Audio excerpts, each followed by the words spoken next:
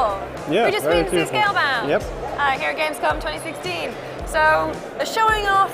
We've seen Drew. Okay, we've seen like the Joffrey-esque look-alike, who's like half dragon, kills with style, got a little blade, guns, whatever. This time it's all about the dragons. Yep. The cool bit. The cool bit. And you can do a lot with those dragons, apparently. Yeah. Yeah. So I didn't realize really how deep the RPG and how deep the customization system goes. You can basically, it's basically Jurassic World. Yeah. So there are different variants of dragons with different strengths and weaknesses, and you can basically manipulate the DNA in dragon shrines using those gems that you collect when you defeat enemies to create the ultimate breed. Yeah, so it's like a 3-step process. You pick up base dragon, and it has a selection of, it's basically a class. So you get like the Rex, which is, kind of like the heavier type, I believe, and a Wyvern, and they all have like unique capabilities. Some are better at taking damage, some are good at, giving damage, balance, speed, that kind of thing. And then from there, you essentially use those shrines to evolve them and add on traits from other types of dragons. Create the Andromedus Rex of dragons. So you can like take a tank dragon and give it some wings by mixing DNA, and then give it like a bit of a speed boost. Yeah. And then the third part of it is armor. Filling in the gaps. Yeah, inevitably what happens is when you evolve this dragon into like a hybrid dragon, it will always have some sort of like deficiency in terms of one attribute or another. You cover up for that. Life finds a way. Yeah, it always. And you cover up for that using armor. Yeah. Yeah. Which is also really customizable, but it also it can get damaged in fights, so you have to repair and maintain it. And it comes in loads of cool colors. Yeah, so I think you can pimp out your dragon. Yeah, what they want to do is have everyone create this unique dragon, and it has opened the kind of like discussion about you could create dumb dragons to try and make the game difficult. Like you can create a fat Rex, which is like a Rex merged with another Rex, which essentially makes him even slower and tankier than before, and not as like versatile as the other dragons. So it could be a way of doing like a Dark Soul level 1, like noon run essentially.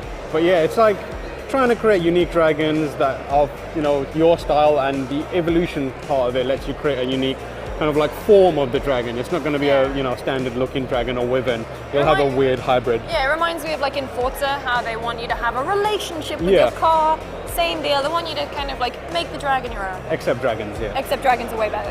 Cooler than cars. But the other thing they were showing is that yes, you control Drew, but there is also Drew has this bond with the dragon Thuban, and Dragon Link. Dragon Link is the name for that bond. So basically, what happens if you're in the middle of a fight? We saw it in the demo. Is it a Wumpa? Yeah, we thought something called a Wumpa. Yeah, it's like quite a large abominable snowman monkey thing. As in Wumpa fruit, like in Crash Bandicoot. Bandicoot. Something like that. But it was like this monkey type that was really aggressive, jumping at the enemy. Same size as the dragon. Yeah. So obviously Drew can't take it on by himself, but if he uses the Dragon Link, you sort of like Drew will stop. Yeah, he locks into place. Go to first person, and you're controlling the dragon. So Thuban is a playable character, and you can just rain fire with that dragon, and basically work together to attack its weak spot for massive damage. Yeah.